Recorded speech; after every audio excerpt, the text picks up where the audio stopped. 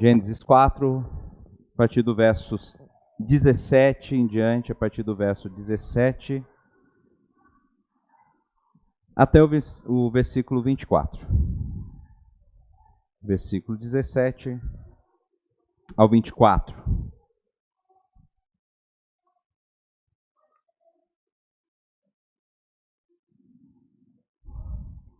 Veja, acompanhem comigo.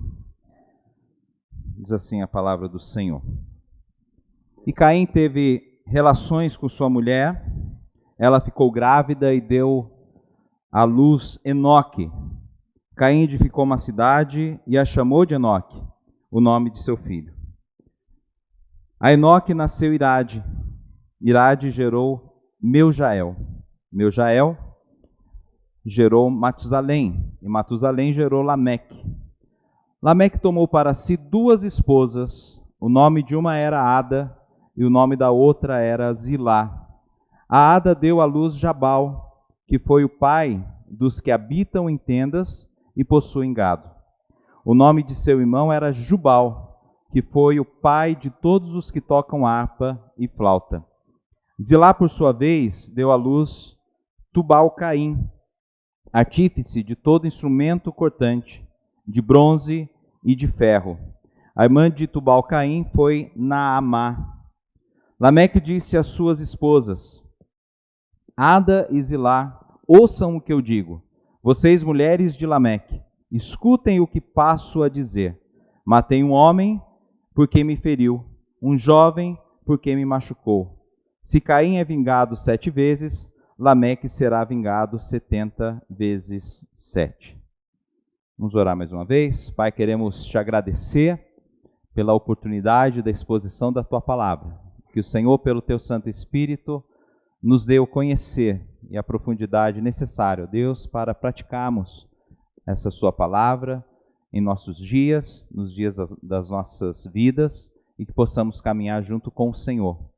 E assim, ó Deus, não ser apenas ouvinte da tua palavra, mas também praticante da tua palavra. Em nome de Cristo Jesus oramos. Amém. Irmãos, nitidamente, nós podemos perceber, a partir do capítulo 4, recapitulando um pouquinho aqui, o capítulo 4 mostra Caim e Abel, 2 irmãos, e por ciúme, Caim matou Abel, e a frase principal que o Senhor, falou para Caim, que seria necessário que ele dominasse, tivesse domínio próprio para que o pecado não viesse mais uma vez a bater a sua porta, a fazer com que ele pecasse. Então era necessário que ele vigiasse, mas não vigilante, então de uma forma premeditada ele levou Abel a um campo e o matou, e Deus então cobrou dele o que ele tinha feito, dizendo que o sangue dele clamava, a terra clamava pelo sangue de Abel. E lá em Hebreus vai dizer que o sangue de Abel ainda fala. Olha que interessante. Por quê? Porque através do sangue de Abel, o sangue de Abel fala porque precisamos de um Redentor. Nós precisamos de um Redentor. Abel, Deus foi misericordioso com Caim, dando a ele um sinal, e esse sinal era algo que o preservava de morrer, de não encontrar com alguém e alguém vingasse o sangue de Abel. E assim nós devemos entender que Deus, ele requer que tenhamos, essa vigilância para que não caiamos em pecado. E Caim virou um homem fugitivo. Teve ali a misericórdia do Senhor com ele, passou a ser pecador errante, passou a ser um que anda para lá e para cá, e ele vai para a terra de Nod, e Nod significa exatamente isso, a ideia de estar sempre fugindo de Deus, é o significado de Nod. né, de fugitivo, algo que lembra isso, né? E a partir do versículo 17, então, Caim teve relações com a sua mulher. O que precisamos observar hoje é que nós, né, dentro dessa história que lemos para os irmãos, né, agora, nós vamos ver que há uma graça diferente da graça salvadora. Que graça é essa? A graça comum. Nós vamos perceber que Deus, ele derrama ainda na vida dos pecadores a graça deles poderem construir as coisas, edificar cidades. Caim ele edificou uma cidade que pôs o nome do seu filho Enoque. Nós vamos ver que os seus netos, bisnetos, eles edificaram cidades, e lá na quinta geração de Caim, nós vamos ver que aqueles homens tiveram um desenvolvimento tecnológico, tiveram um desenvolvimento de muita habilidade, porque construíram tendas, possuíram gados, juntaram gados, foram construtores de instrumentos musicais e também de instrumentos cortantes. Então demonstra uma graça que nós chamamos de graça comum. Todos os homens têm, todos os homens participam dessa mesma graça. Todos os homens podem ter habilidades e podem desenvolver habilidades.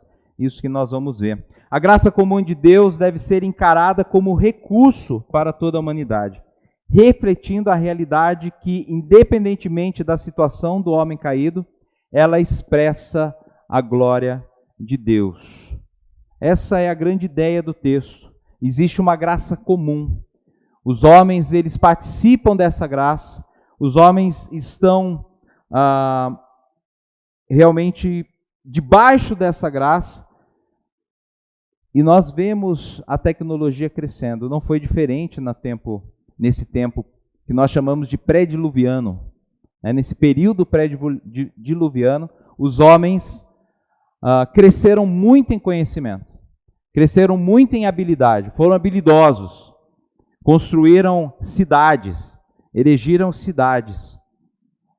E muitas vezes nós ficamos naqueles desenhinhos antigos onde a gente vê um homem meio que da caverna, né? Meio tosco, sem muita habilidade, mas a Bíblia diz o contrário disso. Os homens, eles não eram dessa forma. Isso daí é uma forma evolucionista de encarar a sociedade. Os irmãos devem esquecer esses desenhinhos, do tipo Fred Flintstones aí. Talvez próximo do Fred Flintstone na tecnologia, né? Os Fred Flintstones ali até tinham televisões, né? Geladeiras de pedra, né? Mas Fred Flintstones, os Flintstones, né? Ainda tinham uma certa tecnologia. Mas aquela ideia do homem da caverna, o homem tosco, o homem que não sabia falar, que não sabia se comunicar, que demorou muito para descobrir o fogo, demorou muito para descobrir o metal. Esqueçam isso, irmãos. Isso não é bíblico. A Bíblia, ela nos mostra uma outra realidade de um mundo pré-diluviano. Versículo 17. Caim teve relações com sua mulher. O que o texto vai indicar que ele já possuía uma esposa. Pelo menos dá esse azinho, porque não diz que ele rodou pelas terras, aí encontrou ali depois uma geração, talvez posterior da família de Adão. Vamos lembrar que só existia uma família aqui na terra. Essa família estava crescendo e crescendo muito, se multiplicando. Nesse tempo, lógico, Deus permitiu o que nós chamamos hoje de incesto, né? Irmãos casando com irmãs e tendo filhos, e aí tios com sobrinhas. Era isso que acontecia naquele tempo. E isso foi comprovado cientificamente. Existe um estudo da Eva mitocondrial, que diz o quê? Eles separaram ali uma cadeia pela mitocôndria, né? Dentro de uma célula tem ali, eles conseguiram mapear o DNA e acharam algo que eles chamaram de Eva mitocondrial, porque existe em todos os seres e é passado de mulher para os filhos, sempre da mulher, não é do homem, é sempre de uma mulher. E qual é o nome que Adão deu à mulher dele, a varoa? Eva, exatamente o nome, não é coincidência eles colocarem essa característica da mitocôndria, né? dessa partezinha da mitocôndria, não foi coincidência eles colocarem Eva, porque Eva significa mãe da humanidade. Então a mulher, e assim, eles mapearam esse código genético, e sabe o que eles descobriram? Que veio de uma mulher, de uma única mulher, há 6.000 anos atrás. O mapa que eles fizeram. Então a ciência, parece que agora Deus, por conta da evolução do ser humano no sentido tecnológico, né? Deus ele está se mostrando hoje em dia, e Deus mesmo está colocando dentro mostrando pela ciência, através da ciência, quebrando conceitos humanos com relação ao evolucionismo. Hoje, mais do que nunca, tem se falado sobre a Bíblia. Tem buscado argumentos dentro da Bíblia para comprovar a ciência. E anteriormente o homem estava fazendo o contrário. Pela ciência tentando quebrar os dizeres bíblicos. E Deus os cientistas, né, têm descoberto cada dia mais de que a Bíblia faz todo sentido. Então, mapeando esse gene, descobriram que foi através de uma mulher, uma mesma ancestral, há cerca de 6.000 anos atrás. E para trás de 6.000 anos, não tem nenhuma descoberta. Bateu certinho, 6.000 anos atrás. Os irmãos mais curiosos, podem assistir algum podcast com Marcus Eblin, né, que é hoje a sumidade no Brasil. É um cientista que está em alta aí. Antes era Adalto Lourenço. Adalto Lourenço veio a falecer o ano passado. E Marcus Eblin assumiu aí o posto, né? Mas tem muita coisa ainda do Adalto Lourenço em podcast. Os irmãos, vale a pena os irmãos ouvirem, né, e pesquisarem. Então, olha só, essa mulher, que era a mulher esposa de Caim, era sua irmã, uma irmã que ele, antes dele matar Abel, o texto vai nos dar essa sombra, não é algo, o texto não está dizendo isso, mas nesse contexto de narração, nós podemos perceber que Caim já tinha uma esposa quando matou Abel. Será que ele tinha filhos? Pode ser, é possível. O texto ele não está negando, né? Caim teve relações com sua mulher, ela ficou. É o jeito de se contar a história. Pode ser até que já existia esse primogênito que ele deu o nome de Enoque. Quando edificou uma cidade, ele pôs o nome do seu filho primogênito. É isso que o texto está querendo dizer. Não está aqui, não necessariamente é colocado de uma ordem cronológica, o jeito da narrativa, o jeito de se contar a história. Moisés ele vai escrevendo, ele vai lembrando aquilo que ele tem de conhecimento dos seus antepassados. Ele está escrevendo, olha, Caim teve relações com sua mulher, ele teve um filho, e esse filho, a cidade Enoque que ele edificou, é o nome desse primeiro filho. É isso que o texto está querendo dizer. Não está trazendo aqui uma ordem cronológica. É errado a gente pensar e ler Gênesis nessa ordem. Não precisa ser lido dessa forma. Nós temos que entender que há uma narrativa que mostra uma série, né? Então ele teve um filho, chamou de Enoque. E aí olha o que ele diz aqui. Caim edificou uma cidade e chamou de Enoque. Quando Caim ele começou a habitar em Nod, ali começou a ter uma casa. Aí os filhos foram crescendo, ele ajudou a construir outras casas. Aí os filhos foram casando um com os outros, foram construindo outras casas. E ali se formou uma vila, e depois de uma vila se transformou em uma cidade. E ali já tinha tio casando com sobrinha, né? E começou aí os relacionamentos. Por quê? Porque a mulher de Caim continuou tendo filho. Agora, dentro dessa genealogia de Caim, nós não temos uma riqueza como foi os descendentes de Adão no capítulo 5. Descendente de Adão fala assim, eu vou dar um exemplo aqui. Inclusive o nome de Enoque. Há um parente, né, de Adão também chamado Enoque. Não é o mesmo Enoque que estamos falando. Existe um filho de Caim chamado Enoque, e existe talvez, acho que é trineto de Adão chamado Enoque, ou mais para frente, é mais geração para frente, inclusive. Versículo 18. Gerade viveu 160 anos, 162 anos e gerou Enoque. Então aqui fala a idade quando Enoque nasceu. E como que nós devemos entender essa narrativa? Olha só, vou pegar o exemplo aqui de Gerade. Gerade viveu 162 anos e gerou Enoque. Depois que gerou Enoque, Gerade viveu 800 anos e teve filhos e filhas. Nós não devemos entender o versículo da forma como nós lemos nessa sequência. Como que devemos entender? Quantos anos tinha Gerade quando gerou Enoque? 162 anos. Enoque é o primogênito? Não necessariamente. Esse é o ponto.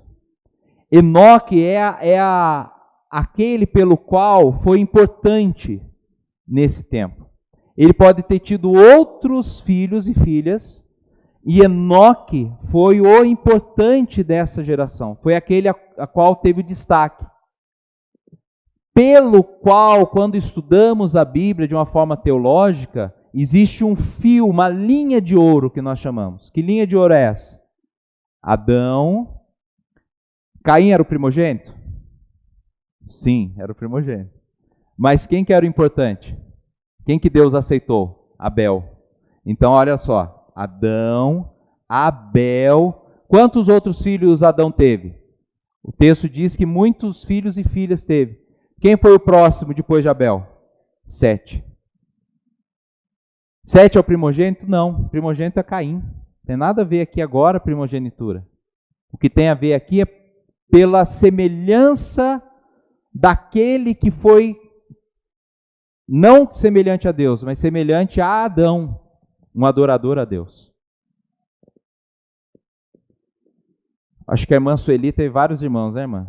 Quantos no total? 14. 14 ou 14? Os dois valem.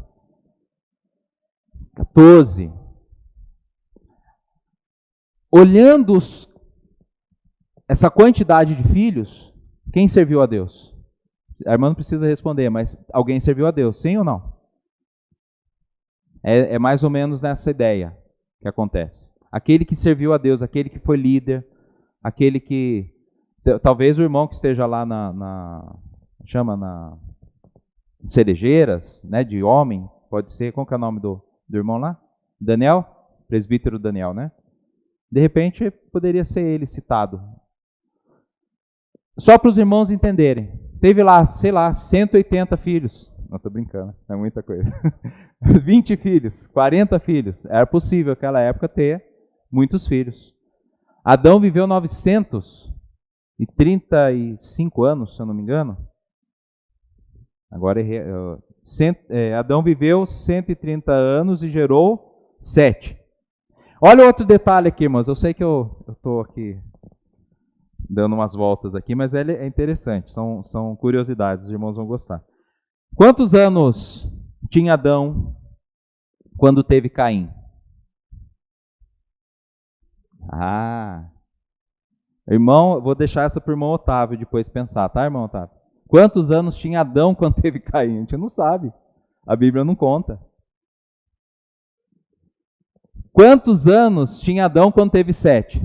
130 anos. 130 anos. Mas olha que interessante. Deus criou Adão com quantos anos? 0 ano, né? Mas ele já era homem formado.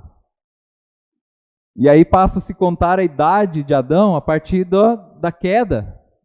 Não sei quantos anos ele viveu no Jardim do Éden, não tem essa informação. E quando ele saiu do Jardim do Éden, ele era um bebê. Mas não bebê como a Manuela. Era um bebê como um homem barbudo, que nem nós aqui, os homens barbudos. Não é interessante isso? É o primeiro homem, gente. E a Eva? A Eva é chamada na Bíblia da mãe da humanidade. Quantos filhos Eva teve com Adão? Não tem, porque é incontável.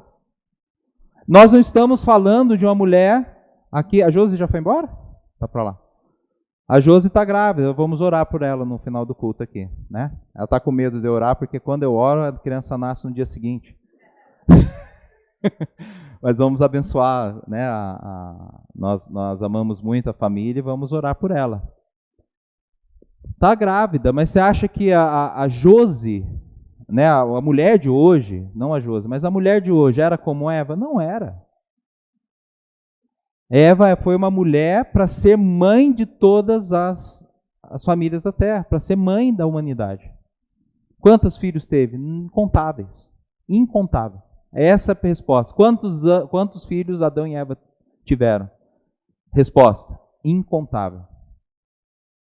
Porque eu tentei fazer um joguinho, né? 40 anos tendo filho.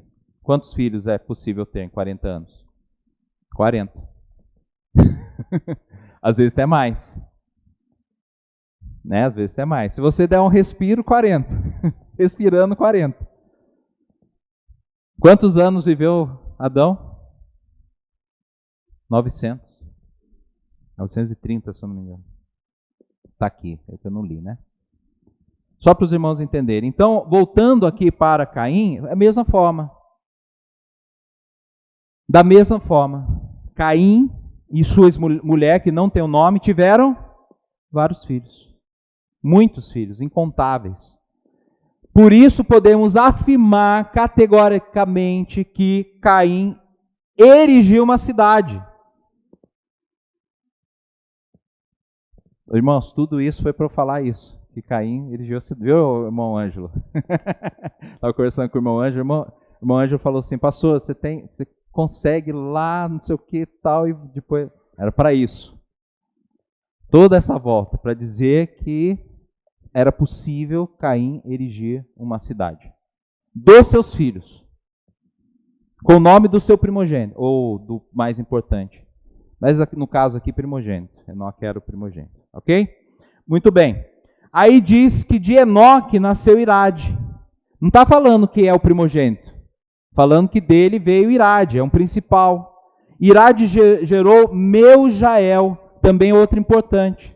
De repente foi juiz, foi delegado lá da cidade, né?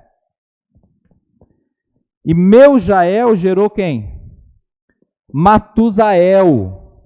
Lembra Matusalém, né? Quase.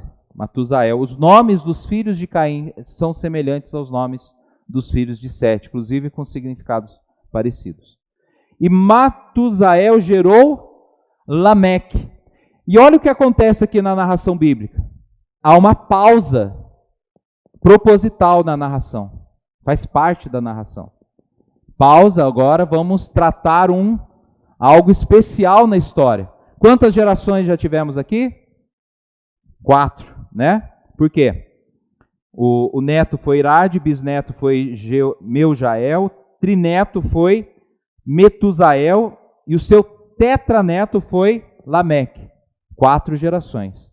Nessa 4ª geração, nasceu aqueles que eles conheciam, porque quando falo o nome bíblico, é porque quem está recebendo essa informação, de quem mesmo? Moisés. Quando Moisés está falando para o povo de Israel, eles conhecem já essa história. Ah, sim, Lameque, eu conheço esse cara. Quem que foi Lameque? Foi o pai de Jubal e de Jabal. Jubal e Jabal. Se olhar no nome em hebraico, não tem diferença de um para o outro. Era apenas conhecimento oral. Hoje tem uns símbolozinhos embaixo de cada letra do hebraico, dando ali a vogal. Mas naquela época, vai saber que vogal que era. Mas tem uma distinção entre os dois. Parece até que são gêmeos, né? Mas não é, não são. Mas Jabal e Jubal. Quem foi Jabal? Ah, já sei, ele é o pai de todos que habitam em tendas e possuem gado. Então imagina, é como se todos que vivessem em tenda iam lembrar, opa, eu vivo em tenda porque teve um cara lá que ele foi o primeiro a viver em tenda. E o que mais ele faz? Possui gado. E aí, assim, eu fico muito intrigado porque se o homem era vegetariano, por que ele criava gado? Eu não consigo entender se o homem era vegetariano nessa época. Eu acho que não. Eu vejo que o texto está me apontando que ele não era vegetariano. Porque qual o sentido de Jabal criar gado? Leite? Queijo? Já sai do vegetarianismo. Hã? Não é mesmo? Irmãos, tem, ou é para tração, só se for para tração, né? Para fazer ali, ajudar na agropecuária, só se for para tração. Agora, se era a família de Caim, ou podiam matar, né? E comer carne, por que não? Já estava ali na... Porque olha só, depois a gente vai ver Tubal-Caim, é um trava-língua, Tubal-Caim, ele fez ali, foi o pai daqueles que forjam, né? O metal, faz ali instrumentos cortantes, instrumentos agropecuários, enfim, tudo isso daí. Então, olha só, Ara deu à luz a Jabal, que foi pai de todos que habitam em tendas e possuem gado. O nome do seu irmão era Jubal, que foi pai de todos que tocam harpa e flauta. Jubal é a ideia de um chifre, o nome significa chifre, tipo chifre de tocar. Então, esse chifre, a ideia do próprio nome já indica aquele que já lembra, né, um instrumento musical. Chofar, né? Chofar era um chifre que se tocava para chamar ali as pessoas para um horário, né? Meio-dia, 5 da tarde, coisas assim, tá bom? Muito bem. Então, o que temos aqui? E a Zilá, a outra esposa, Lameque foi o primeiro, era um poderoso. O nome de Lameque significa poderoso. Então, ele teve 2 filhos. Esse homem poderoso foi o primeiro bígamo. Teve 2 esposas. Ada teve Jabal e Jubal, e Zilá teve o Tubal-Caim, que significa descendente de Caim, que foi aquele que, o pai, né, de todos os que são artífices de instrumentos cortantes, de bronze, de ferro. E olha que interessante, o texto traz que a irmã de Tubal-Caim foi Naamá. E qual a informação disso? Quem que é essa Naamá? Arley, quem que é Arley? Naamá.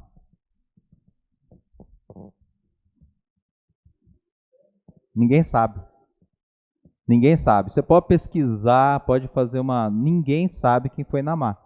O que eu posso saber?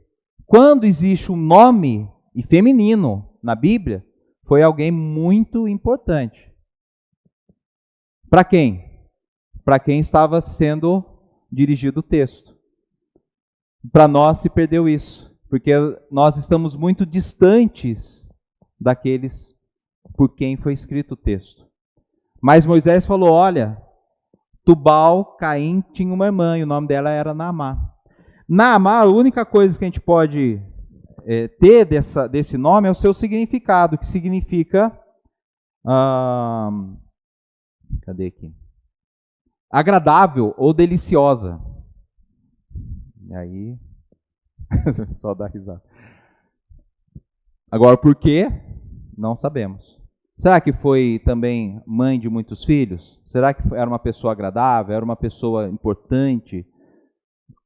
Talvez para aquele mundo? Sim, era alguém importante. Né? Mas nós não temos essa informação. Né? Moisés conhecia e o povo para quem Moisés escreveu, os hebreus, também sabiam de alguma história que ligava a Naamá a essa história. Por fim, nós vemos um cântico de Lameque. Um cântico de perversão, de sarcasmo.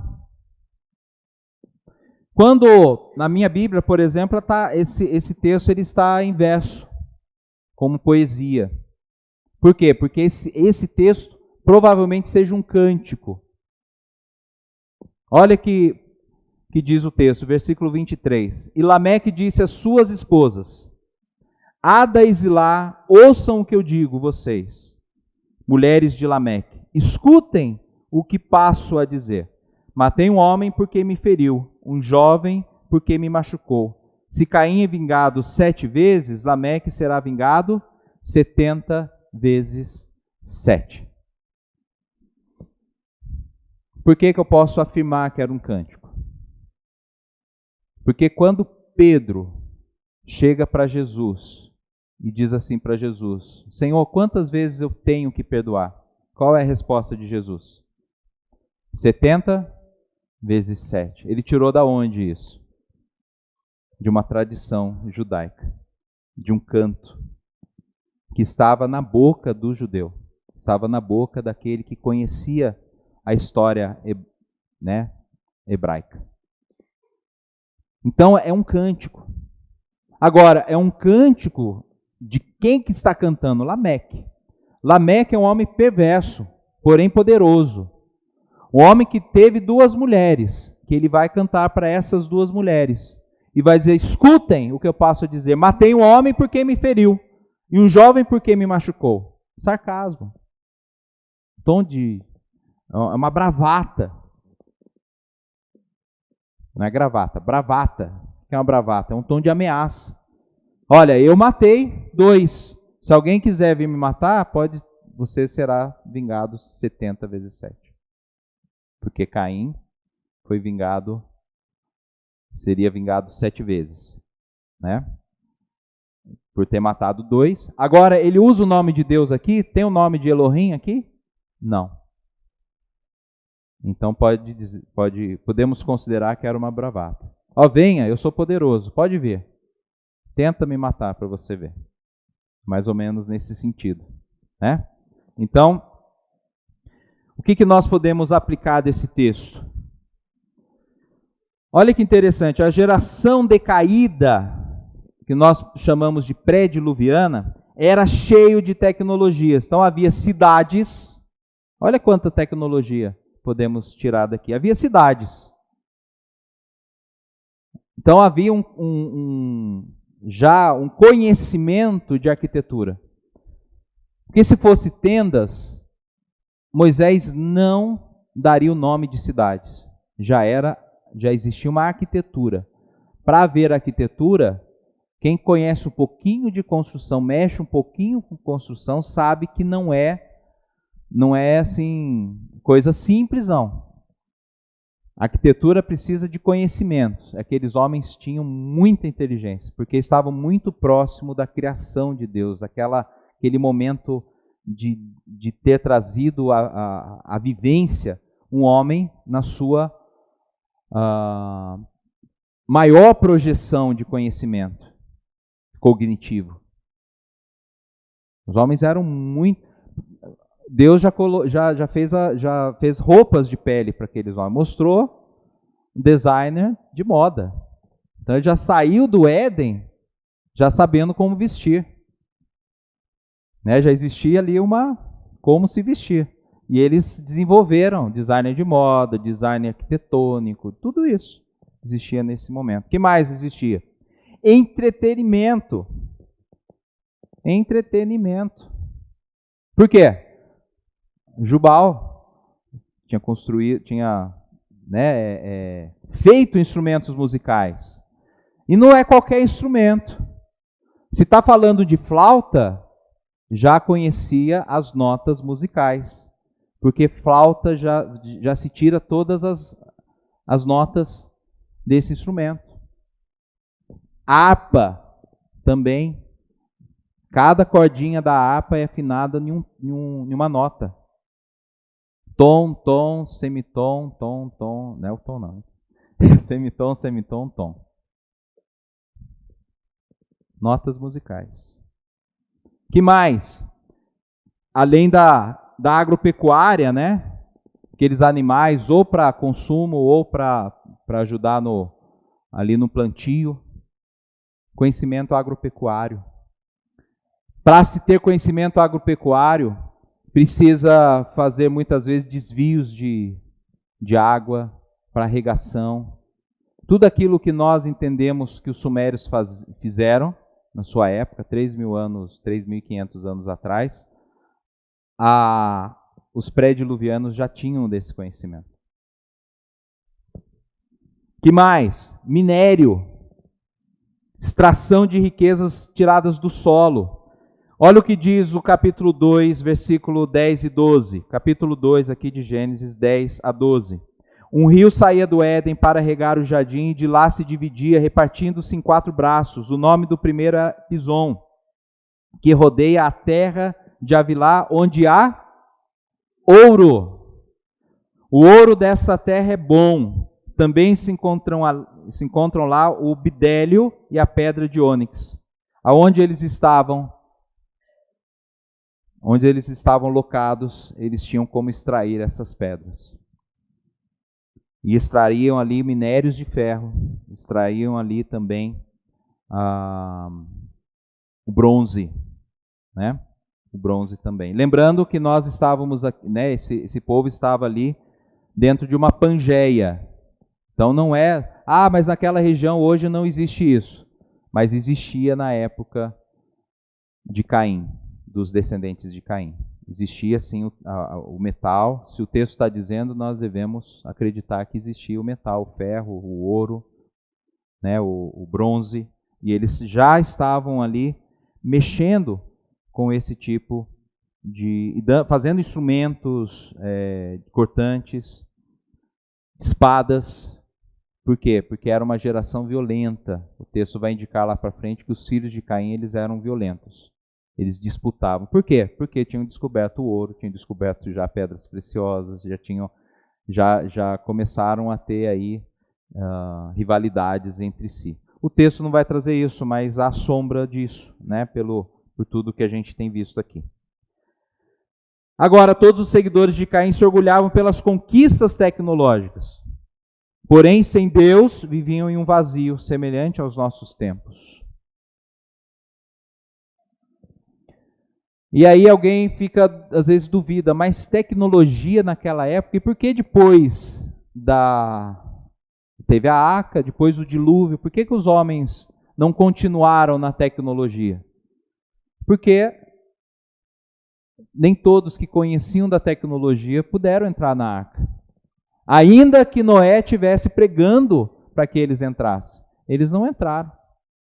Irmãos, eu faço uso da fibra ótica, mas se o mundo acabar amanhã, acabar hoje, eu sobreviver, né, aqui nessa terra, não é isso que diz a escatologia, é só só de uma forma hipotética. Se o mundo acaba hoje e sobrevive, como de Noé, 8 famílias, quem vai saber do uso, quem vai saber fazer uma fibra ótica? Todos nós fazemos uso do celular. Fazemos um Pix, recebemos Pix. Você entra na conta sua corrente, vê o extrato, tira extrato, manda imprimir. Sabe fazer muita coisa. Mas se você for um sobrevivente, sei lá, de uma situação apocalíptica, amanhã você vai conseguir. Você sabia operar o celular, mas você não sabe fazer um celular. Irmão, você não sabe nem fazer uma bicicleta, que é mais simples, sabe? Talvez um ou outro aqui vai tentar e vai conseguir. Não sabe. Talvez alguém aqui consiga fazer uma mesa. Eu sei fazer. Talvez alguém aqui consiga construir uma casa. Até retinha, né? No esquadro. Mas, irmãos, a tecnologia avançada, uma bicicleta vai ser difícil. Você vai penar. Vai fazer uma roda primeiro, vai penar. E a borracha? Como você vai fazer com a borracha? Já foi tudo queimado. E aí? E os aros da bicicleta? Como você vai fazer? Tá vendo? Parece que é simples. Mas foi isso que aconteceu nos tempos de Noé. Então, olha o alerta que diz, até o Arley já leu, Mateus 24, 37 a 39. Pois assim como nos dias de Noé, assim será também a vinda do Filho do Homem. Pois assim como nos dias anteriores ao dilúvio, comiam, bebiam, casavam, davam-se em casamento, e aqui a gente pode colocar, dançavam, tocavam instrumentos, faziam guerras, participavam de tudo que aqueles filhos de Lameque foram pai, dessas tecnologias, eles faziam tudo isso. Casavam, davam-se em casamento, até o dia em que Noé entrou na arca. E não perceberam, até que veio o dilúvio e os levou a todos. Assim será também a vinda do Filho do Homem. Irmãos, não vou perguntar se você está preparado. A pergunta não é essa. A gente vê isso na internet, a gente ouve muito disso. Né? Tem até uma graça que o povo faz, né? Se Cristo voltar hoje, você fica contente? Já viu essa graça, não? Fica contente? Amém? Não, irmãos, não digam amém. Eu vou contente, não fica não. Eu vou contente, não fico contente. Se Cristo voltar hoje, a pergunta é essa, não é se você está preparado. É se você está com Ele ou não. É se você é dele ou não. É se você vive nele ou não. Essa é a pergunta. Se você está com Cristo, se você vive em Cristo, se você vive por Ele, você será chamado com Ele para ter o seu corpo transformado em um corpo glorioso. E se você morrer hoje, se você está em Cristo, você continua em Cristo e o seu corpo será transformado em corpo glorioso. Os que são conscientes disso vivem seguro, vivem nessa segurança. Porque vamos continuar tendo casamentos, vamos continuar dando as nossas filhas em casamento, os homens vão continuar contraindo o casamento, seus filhos. As coisas vão continuar acontecendo. A gente vai continuar andando de um lado para o outro, a gente vai continuar vivendo. Agora, assim como no tempo de Noé, quando fechou a porta da arca e o dilúvio veio, porque eles nem conheciam chuva, quando veio chuva, quando se romperam ali a Bíblia chama de os abismos, né, da terra, saíram águas do abismo da terra, e foi isso que aconteceu. Depois a gente vai chegar nesse detalhe, mas aqui dando um spoiler, é chuva vindo de cima e de baixo, água vindo de cima e de baixo, melhor dizendo.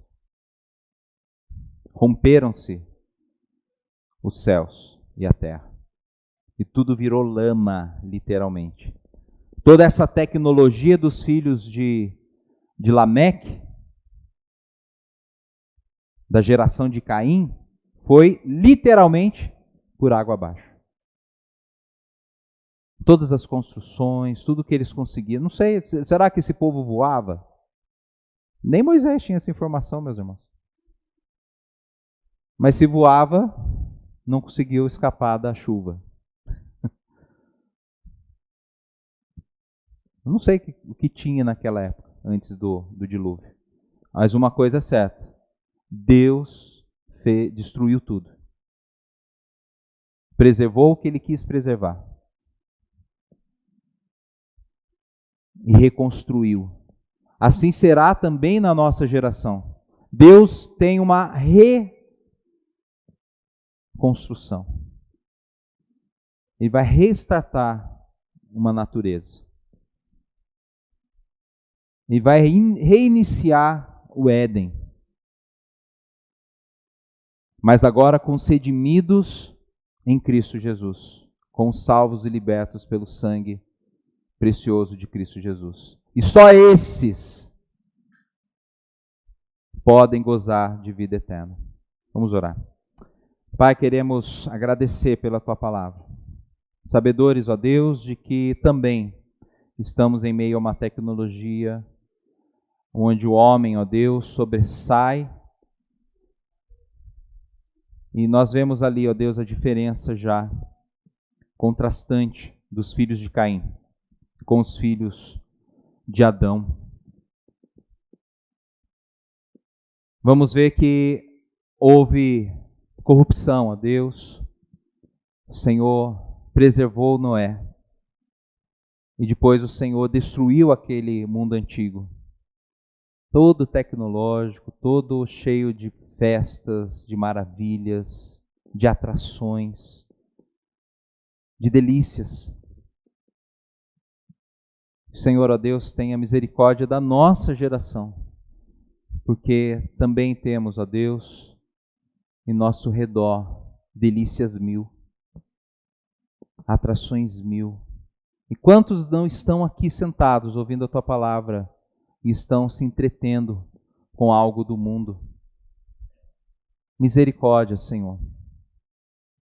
Assim como o Senhor teve misericórdia, ó Deus, dos filhos de Noé, o Senhor possa ter misericórdia dos seus filhos, ó Pai. E que enquanto possível, ó Deus, haja retorno para os que estão, ó Pai, se deliciando com este mundo, assim como houve com aquela geração na época de Noé. Que o Senhor tenha misericórdia, ó Deus, e nos dê, ó Pai, sempre o apegar à Tua palavra, o orar, o estar contigo, estar andando com o Senhor. Queremos gozar da Tua presença, ó Deus, todos os dias e ter consciência da Tua presença, para que tenhamos, ó Pai, o gozo eterno, assim quando Cristo nos resgatar e buscar. Seremos transformados nos ares. Os que já tiverem ido serão ressuscitados antes disso.